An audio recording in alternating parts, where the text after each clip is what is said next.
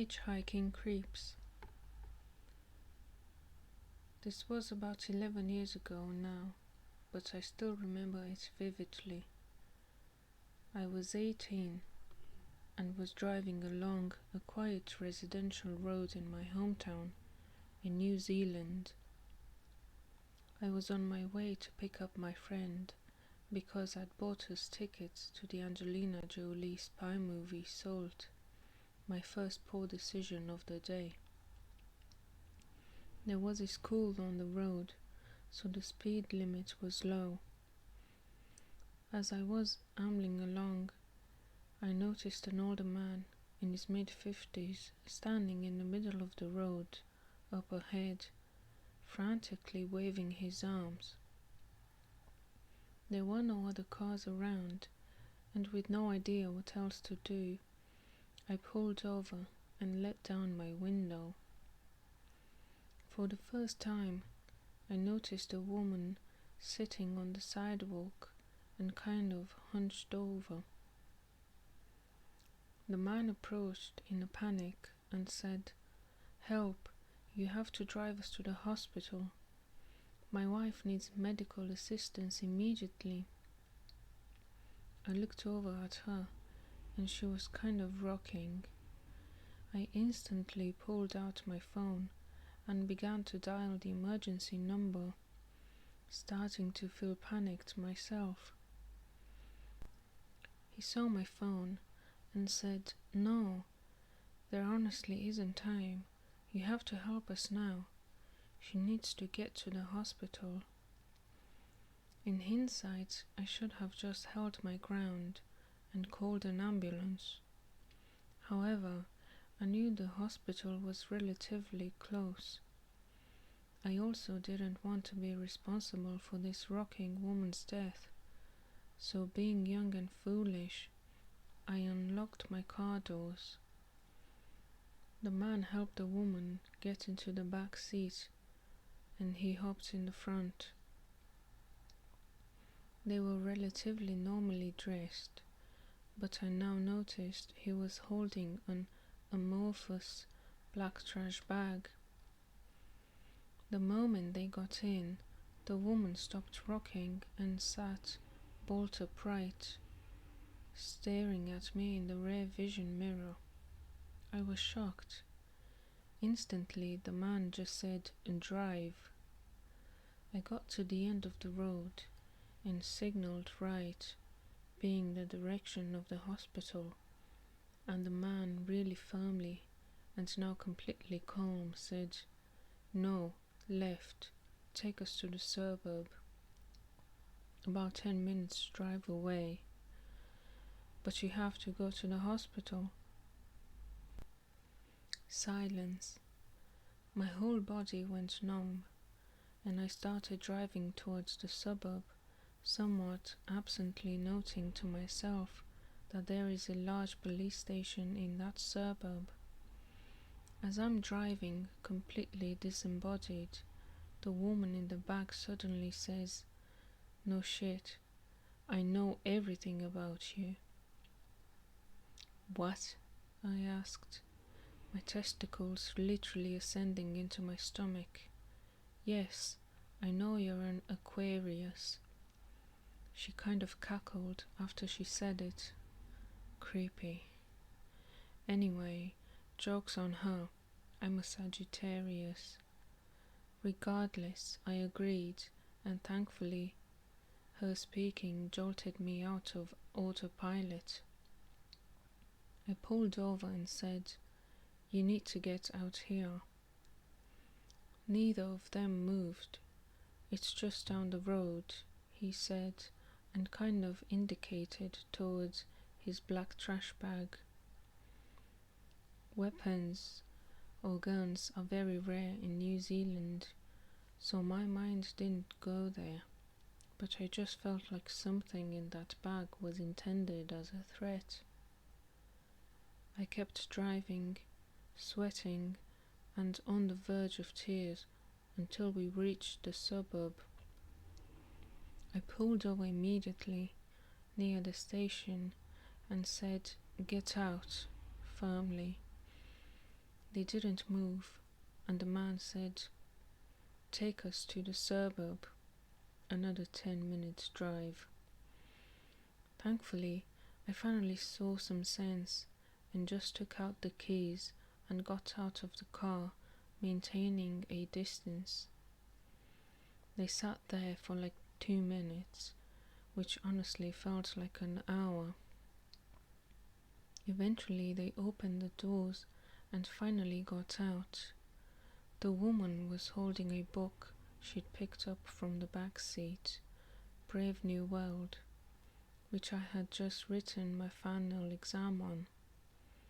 "Can I have this?" she asked. "Yes, just go," I shouted. And with that, they walked quietly off down the road. I got back in the car, shaking, and drove to my friend's house, who was initially annoyed I might have made us late to Salt. When I told him what happened, he gave me a quick bro cuddle and we called the police. They took my details and promised to look for them and make sure they were okay and not up to anything nefarious. I calmed down after speaking to the police, although when I was halfway into Salt, I remembered with a sudden feeling of absolute dread that I'd written my full name on the inside cover of Brave New World. I never heard from the cops or saw the old couple again. I have no idea what they intended, if anything. Perhaps they were just grifters after a free ride, but in any case, it was extremely creepy, and I still think about that cackling woman with my book from time to time. Close call with hitchhikers. This is a very creepy and scary story about picking up two hitchhikers sometime in 1975. I was with one of my best friends from college, both of us in our early 20s, whom I still know and who can verify what happened. He and I were both living, working, and going to school in Atlanta area at the time, and decided to take a long weekend trip down to Florida, planning on going down the Gulf Coast a bit, but not quite as far as Tampa. We were traveling on I-75 in my 1967 VW Squareback, with me doing all the driving. At some point, we saw two young hitchhikers, a male and a female, and stopped to pick them up. They said they were on their way to Florida from somewhere in upstate New York. The ride began very uneventfully, with us making a bit of small talk with them, but eventually them in the back and us in front, engaged in our own conversations, or just engaged in silent reflection. It began to get dark. I could see the outline of their heads and shoulders in my rearview mirror. Then at some point I noticed that they seemed to be arguing, even though they were keeping their voices fairly quiet and were not shouting. Even a VW Squareback was a small car, and it's impossible to hide what's going on in such close quarters. I thought it was incredibly rude for a guest to be arguing in someone else's car, but I just tried to ignore it. At some point, I noticed in the rearview mirror that he appeared to be raising his fist. I could also feel that there appeared to be some jostling around, or pushing, or struggling. That alarmed me, but I didn't say anything. Before long, we had to stop for gas and a bathroom break. I pulled into a small truck stop type of place and filled the tank. Then I pulled into a parking area and we all got out of the car to go inside and use the facilities. My friend went with the young man into the men's restroom and I went with the girl into the women's restroom. I should interject here that this was the first time I really got a good look at them under the lights of the store. I realized that they were both younger than I had originally estimated, which I took to be 18 to 20 years old. Upon closer inspection, it seemed that the girl was maybe 14 or 15, and the guy maybe 16 or 17. In other words, they were minors. So immediately after we entered the woman's room, the girl took me by the arm, and here's a Cliff's Notes version of how the conversation went. Girl, you have to help me. My mind was quickly trying to run through what likely types of help she needed from me. Sure, what's going on? Girl, you have to help me get away from that guy. My mind continued trying to process the situation. Okay, tell me about it. He and I were both in a facility for teenagers, in minor trouble with the law, some sort of residential detention center, a halfway house or group home. He told me he had a brother with a farm nearby in the upstate New York, and we could go there. So we ran away. It turns out that his brother didn't live there, but he took me to some random farm and assaulted me in the barn. My brain was about to start to explode. Then he told me that his brother was actually in Florida and that we should go there. So that's what we're doing. I kept silent. I don't believe he has a brother in Florida either. I don't want to be with him and I want to go back. I told him that, and that's what we were arguing about. Explains the arguing I heard earlier. He threatened me that if I spoke up or said anything to you, that he would kill you. Clarification. She says that he threatened to hurt me, the obvious source of transportation at the moment, if she tried to alert me that she needed help. Okay, stay right there, and don't leave the bathroom until you hear from me. I'll figure out what to do. I walked out of the women's room and saw my friend and the teenage boy just hanging out, waiting for us. I went up to my friend and pulled him aside so the boy couldn't hear me. Listen, don't ask any questions. Just go out to the car and get all of your belongings out, and just hang out somewhere and wait until you hear back from me. The reason I told him to get his belongings out of the car is that I figured he might have some pot packed away.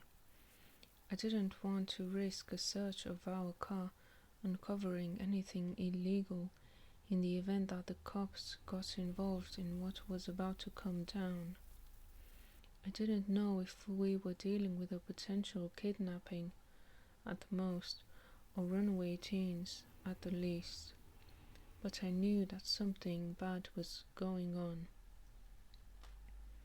When I gave my friend these instructions, he naturally looked totally confused, but he did what I asked. In the meantime, the teenage boy was just hanging out against the wall. I wondered about him, worried that he would get suspicious about what was going on and act in some sort of rash or violent manner. But he just continued to hang out against the wall. Then I quickly surveyed the rest of the situation. I saw that there was a hostess cashier at a podium in the restaurant part of the truck stop. I calmly walked up to speak to her. Me, don't look over that way now, but there is a teenage boy standing over against the wall. He was traveling with a younger girl who is now in the women's room. The girl told me that the boy forced her to travel with him and that they are runaways from some sort of residential facility in New York. She does not want to be with him. They both appear to be minors, and I need to get them some help. Hostess: okay, it just so happens that there are some Georgia State troopers eating in the restaurant right now, over in the corner. I think you should go talk to them about this. I then casually looked around and spotted the troopers. I calmly walked over to their table and sat down with them. I quickly introduced myself and explained the basic details of the situation. I verified the location and identity of the teenage boy and told him that the girl was in the ladies' room and what she looked like. I made zero mention of the friend who was traveling with me. Trooper: do you have anything in your car? I was worried since I thought they meant did we have any contraband in the car, and that my fears of having the car searched and getting dragged into a complicated legal situation might ensue. What do you mean? Trooper: do you have any of the possessions of the two kids in your car? Me: oh, no, they didn't leave anything in the car. Trooper: okay, here's what I want you to do. I want you to get up and walk to the door. When you get there, don't stop. Don't talk to the boy or anyone else. Just leave and get in your car, and then take off. So I stood up and did as he told me. The troopers fell into position like they were guarding me on all sides as we walked to the door. As we neared the boy, he did seem a bit confused as he saw me walking with the troopers on all sides of me, but he just continued to stand there. As I left the building, I saw my friend standing outside, off to the side with his possession. I told him not to ask any questions, but to just get in the car with me and we would leave, which is what we did.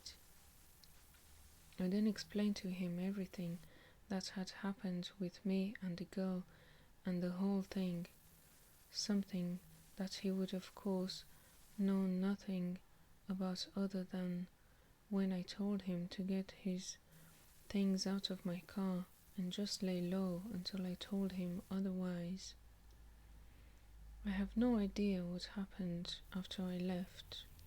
I'm assuming that the troopers took the two teens into custody and tried to sort out what was going on. I was really surprised at the time that the troopers just wanted me to leave and not to hang around so they could get more info from me or look at my identification or the like. Just leaving was fine by me. I knew that for sure I did not want my friend to get involved and possibly get into trouble for possessing some weed. I will never know the whole story, of course. I believe that the girl was probably mostly telling me the truth, that they were runaways. She was too young and too frightened for it to be otherwise. Plus, what she told me basically meshed with what I had observed, them arguing, him raising his fist. Whether or not the boy would actually have harmed me if she had cried out or spoken up, who knows?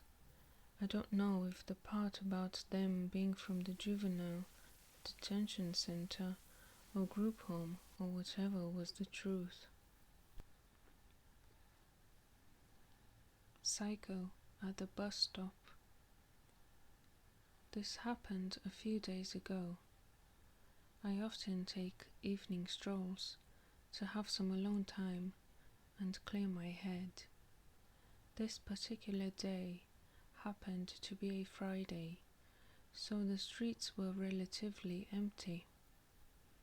After walking around for a while, I realized it was getting quite late, so I decided to go home.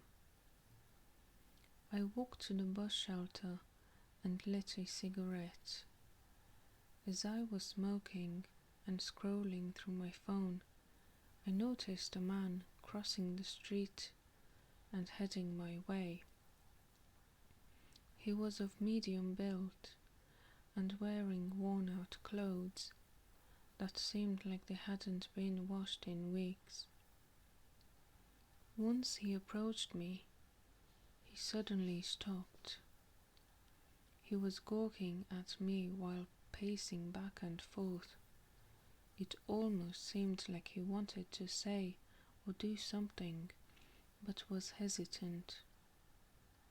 I was definitely creeped out by this, but didn't think much of it, as I thought he'd eventually leave. He then walked towards the intersection, going the opposite way. I breathed a sigh of relief, thinking he was leaving, but I was wrong. He then turned around and headed my way. He began pacing back and forth again, with his eyes fixed on me, and randomly asked me if I had a cigarette. I said no. He kept on repeating this very strange pattern of behavior, scoping out the area, walking back and forth. There was literally no one around, which made things all the more frightening. All of a sudden, this guy threw something at the electrical box that I was standing right next to, and starts yelling and cursing up a storm while occasionally glancing at me. At this point, my heart was racing, my intuition was firing off and telling me I needed to get the heck out of there. I'm a petite woman, so the chances of me fighting off this guy was slim. Thankfully, he had turned around and was a good distance away from me, so I used this opportunity to run away as fast as I can. I got to a drug mart nearby and called an Uber home. I hope I never meet this psycho again.